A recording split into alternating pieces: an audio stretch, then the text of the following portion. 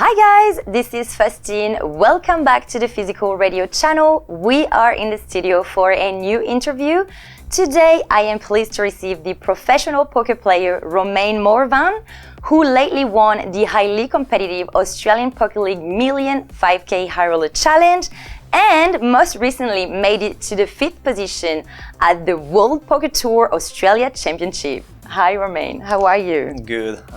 Nice to be here, guys. Always pretty cool for me to be in that kind of spot where I can share more about the poker industry. So yeah, pretty cool to be here. Pretty on a nice vibe after those two big scores that you just mentioned. So yeah, we're in a good place at the moment. Yeah, cool. Yeah, congrats on those. Because so I understood that you took home a prize of over $200,000 at the 5K High Roller Challenge. And that was like one of your best cash win to date, but you broke your own record at the World Poker Tour. And yeah, how do you feel? Like how was like to win in such a short time, like those two success? It's actually, yeah, like it was a few years of grind to get there and eventually have the chance to make like a 6-figure score, as you like, you know, it's like kind of a milestone. Been lucky enough to run deep in that 5K, made the 200K score, felt amazing about it. Like there wasn't any word basically to just say like how grateful I was feeling.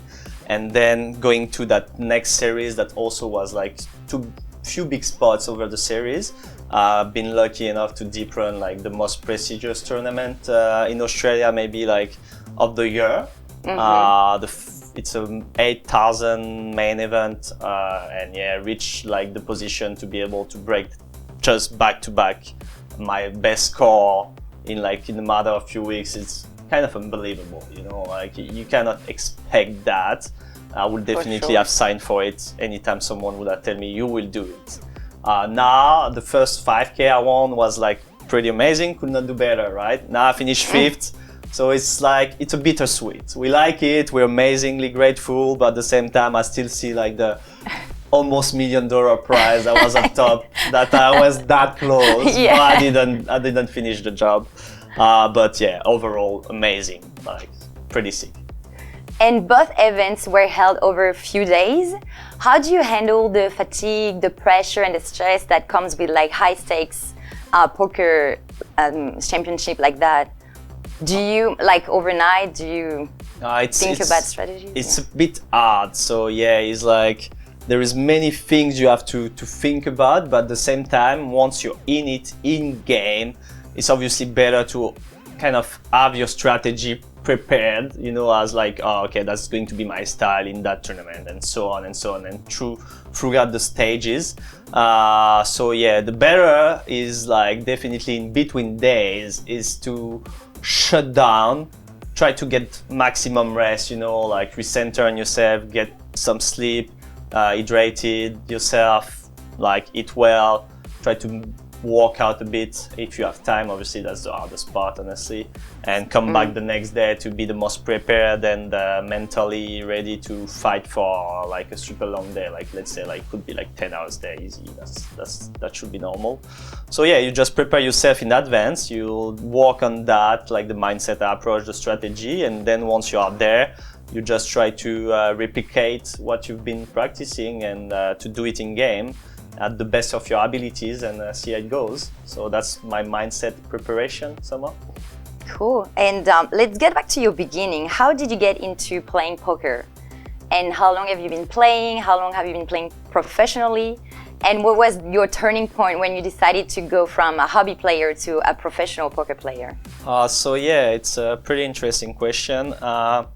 Let's say I've been playing for years with friends. Like let's say you have like a home game at night with your friend and just drinking a couple of drinks, you know, having fun, playing for $10, $20, then played a bit online here and then because there is a lot of offers where you can play like $2, $5, $10 tournament, whatever. Been playing a bit of those always like for fun, and couple studying here and there eventually, and a bit less than 2 years ago, like 2 years ago, I started to like look into coaching, find a guy that I knew was professional at the moment. So I met like a few professional players, and this guy offered me to coach me for, let's say, a decent price. So it was a good deal for me. So I took that, and I still didn't make the jump, and eventually got better. And like a year and a half ago, roughly a bit more now, maybe like a bit less than 2 years ago, I played finally a bit more and got some bigger results to start with. Like, let's say I made 5,000 here, 10,000 here, and over the span of like maybe like 3 weeks or something, I made like over 50K profits. And that's when I decided like, okay, I have a good job, but like I just made enough that what I will make usually in like 9 months or something. And I'm like, okay, I'm going to try, give it a shot. So I had the entourage that's like kind of give me a backup help, you know, as other professionals, so give me insights, help me to get better, give me good advice to the way I should structure my grind. So I started from there to play a bit more online and playing more live. And from there was like a year and a half ago-ish, and just playing more and more and going up till now. Till that point, that's actually pretty sick in a really short time. Some milestone, Yeah, exactly. Yeah, we've been doing pretty great. Nice. Do you mainly play online or live? And do you have a preference? Oh yeah, actually, it's fun. Let's say I would say it depends on the days. Honestly, I'm very versatile, so I'm playing a bit of both. I try to alternate to try to have like this opportunity to be able to play both, which is not the case in some places. So just travel sometime, also enjoy that part, obviously. So sometimes I get bored to play online because it's super repetitive. Obviously, you just clicking buttons, you play more tables, you are at home, so you are more like this daily routine as a job. As playing live can be a bit more exciting. You have like, you know, like the be on the table, take one end by end for bigger stakes. So usually the balance would be like online you play a bit cheaper, but you can play more and it costs you less. And playing live you play bigger stakes, but you can play less and it's more demanding like for one tournament. So there is pros and cons into both.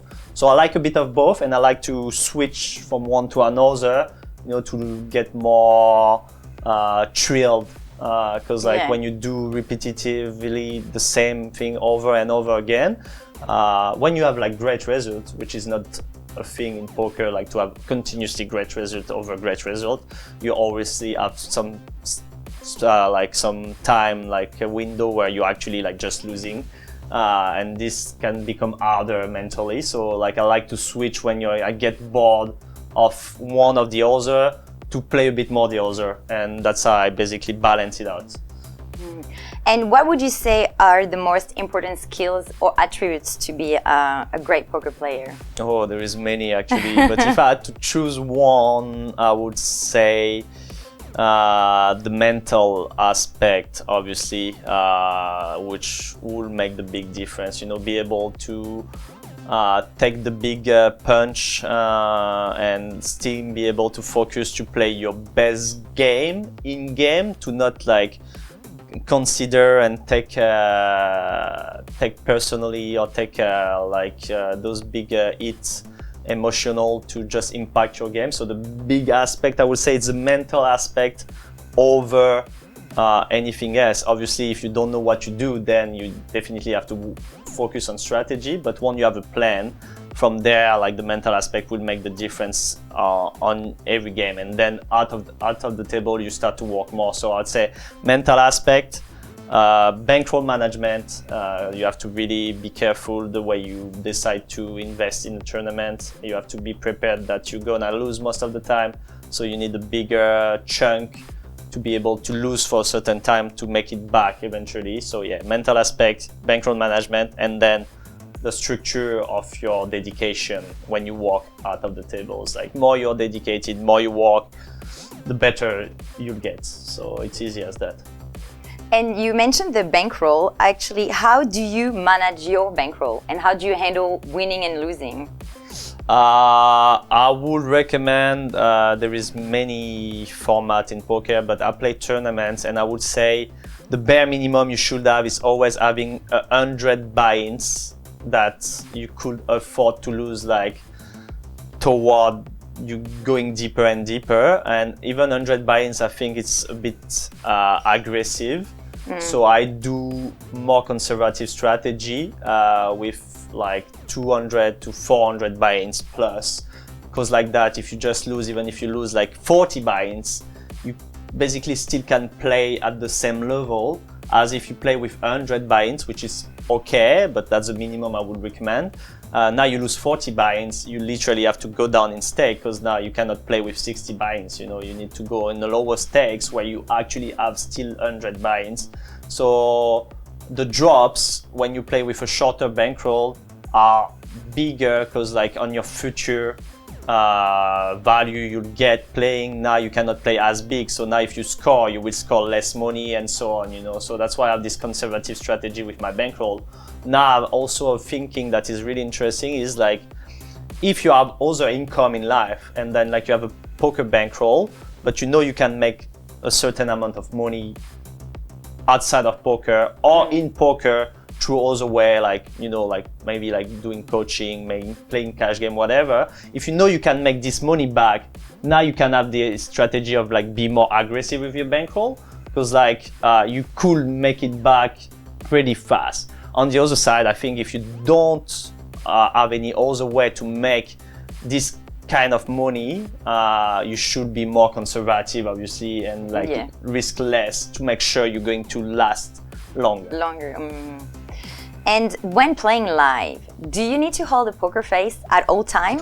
How do you do it? Does it help to like wear sunglasses or? Yeah, I would say definitely would help, because obviously it like covers your face. So like, let's say like with COVID that happened with the mask, you know, you could put your mask, sunglasses, you can put the hoodie like that and start to do that, you know. That would be an option.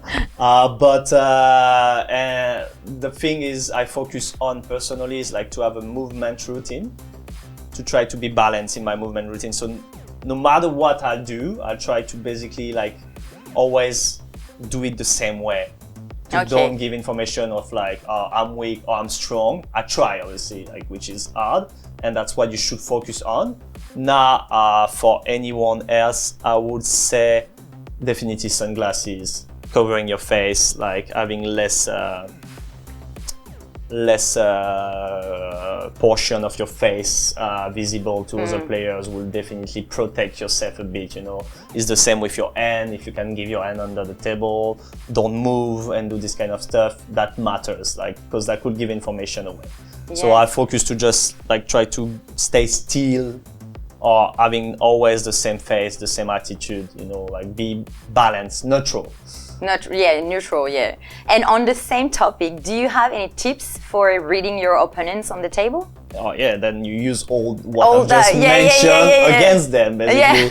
So if they don't pay attention, eventually you can like figure out that like, oh, this guy seems weaker, so now I just wait to see more information. If I get eventually to see their cards, because they're playing a hand and they get to showdown, I see their cards and I've noticed that they were acting some ways, then I'll use that as an information, as a tell that we call. Now, as also there is general tells in poker where people like acting different ways, and usually it means something. Like usually it will mean something if some people start to take longer in some spot when you see them playing really fast most of the time.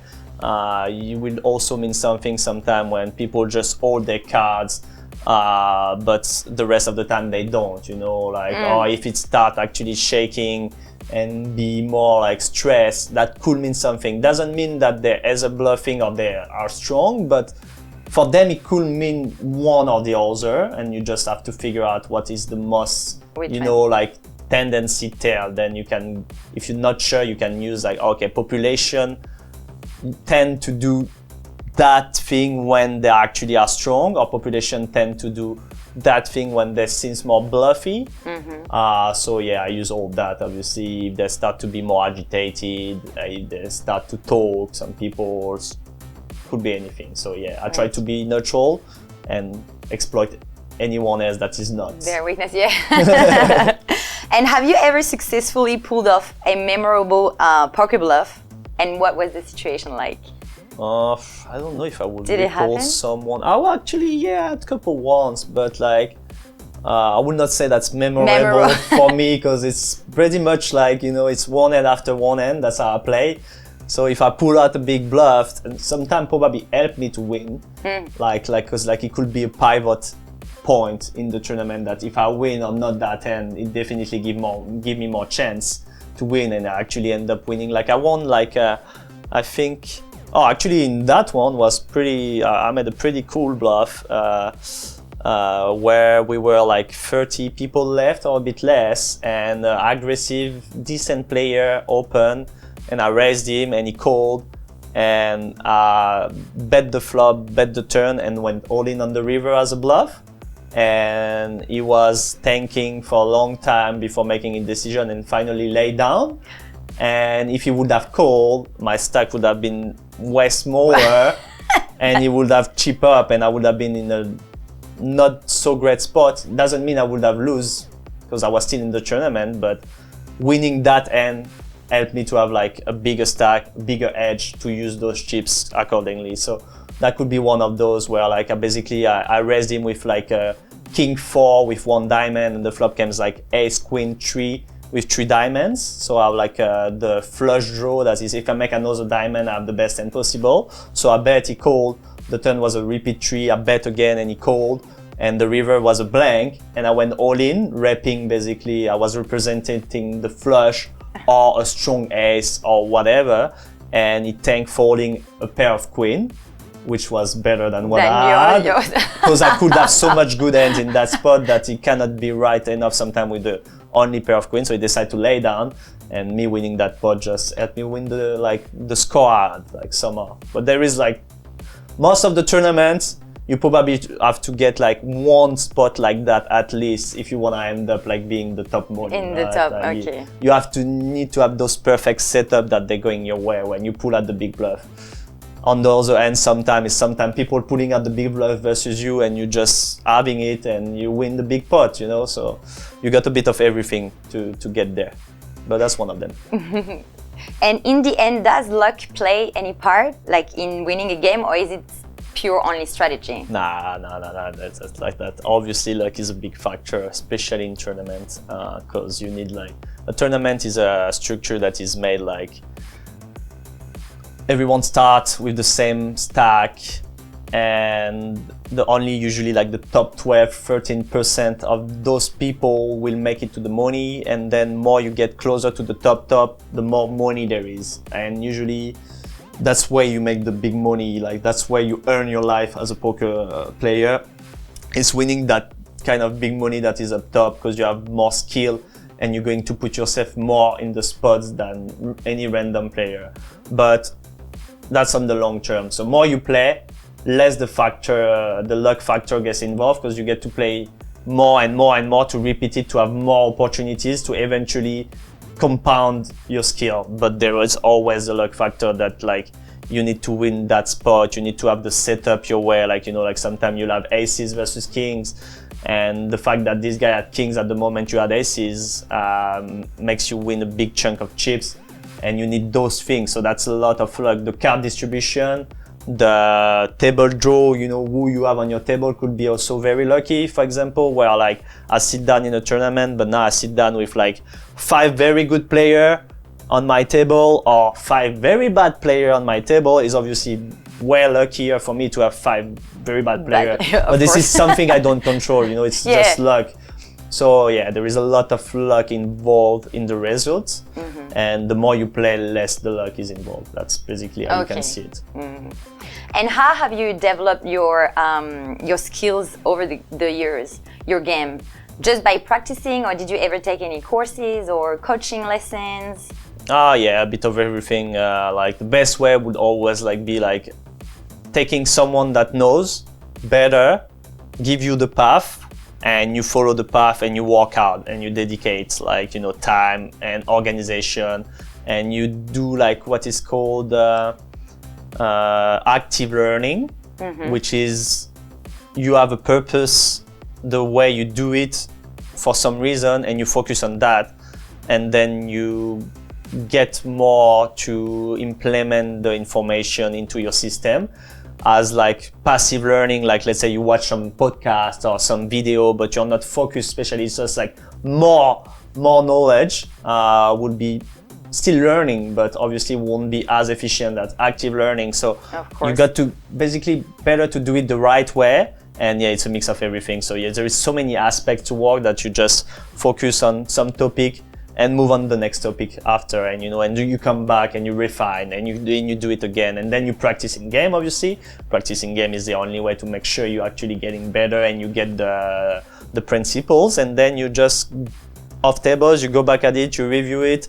Oh, okay, I need to improve there, and then you go on that topic, and then you improve there, and you just like build pathways to the top, basically, to get better and better and better you become, deeper you go, and so on. So this game is like evolving also so hard that is basically endless learning. Yeah, forever. So it could be like you know, like there is no doctoral. You could end up learning for 20 years non-stop. Still be the best though, but there's still always something new, something that goes deeper. So it's like little difference. Obviously, at some point you get so good that like you're good enough to beat most of the people, but you can become better to beat the rest of the people you don't beat yet. You know? Like, so that's how you build yourself. And if you don't do the work, then eventually it won't work out, except if you're really lucky. So that's the only way. And is there like a tournament on your bucket list? One tournament like there is a couple, but tell us. But the main one is the most famous one. Is in simple like the biggest series in the world. The most famous is called World Series of Poker. That's organizing 1 month and a half of tournaments in Vegas, where thousands of people around the world fly to go play that. And they have the most prestigious, famous tournament in the world that is like a $10,000 US buy-in, which anyone can enter only once. So most of the tournaments, you will have like the opportunity, like if you lose, you can re-enter, and it will be like from one re-entry to unlimited re-entry, most of the tournaments. But this tournament is like the most prestigious, is the main event, so like the structure is also very, very long, and it's a $10,000 US buy-in where around 9,000 players end up playing, which $12 million US up top, between 10 and 12 million dollar. So this is the dream tournament. This tournament lasts like around 9 to 10 days. It's an endless run. It's the best result you could ever have in poker. So that's the dream tournament. But then like basically any international prestigious main event, like there is the series always like with like 10 to 20 tournaments, and there is always that main event. This is like the best structured tournament where most people playing it. It's usually like those one you want to win. So an EPT, European Poker to main event, would be a great one to play always and to have a result in. The one I was like a few days ago, the World Poker to main event, for playing almost for a 7-figure score up top. It's always like the one you want to have on the bucket list. But this $10,000 US at WSOP, it's a one time a year, is the one. It's like the one everyone wants to play. That one is the most fun. And can anyone play those tournaments? Anyone can. Anyone can enter. Anyone can. You just need to pay the entry. The entry, and that's it. Okay. Can you share? Do you have like a memorable or maybe unusual experience that happened from one of your poker games or tournament, whether it's like live or online? Anything unusual that has happened, and in a funny anecdote? I've seen many things. I'm trying to recall if like some things were linked to me, but like nothing special. I had like spot, like for example, you know, I was grinding online and it was a normal day at the office. Like you would just be like, I don't know, like do your 8 to 12 and 2 to 5 day. And I finally end up playing in underwear on my laptop and winning like the most improbable tournament, which was like a $50 tournament for like 65,000 US. In underwear, early afternoon in my room, you know, like clicking on my button. So when I won, literally was like, what just happened? Wait, what? I'm really not sure. I can't realize, and I'm looking at me like in underwear, looking through the window. I was like, okay, this is the life, you know. Like this is kind of memorable. But then I've seen like many stuff, like people doing weird stuff. Also like a bit of like, you know, like a bit of fight at the table, people getting at each other. I've seen really like impossible runouts where the guy is 99% chance dead and he finally end up winning the end, you know. So there is a bit of everything. So yeah, I've seen quite a lot, but that would be the one that comes to my mind. Cool. And what is the biggest lesson you think you've learned from your years of playing poker?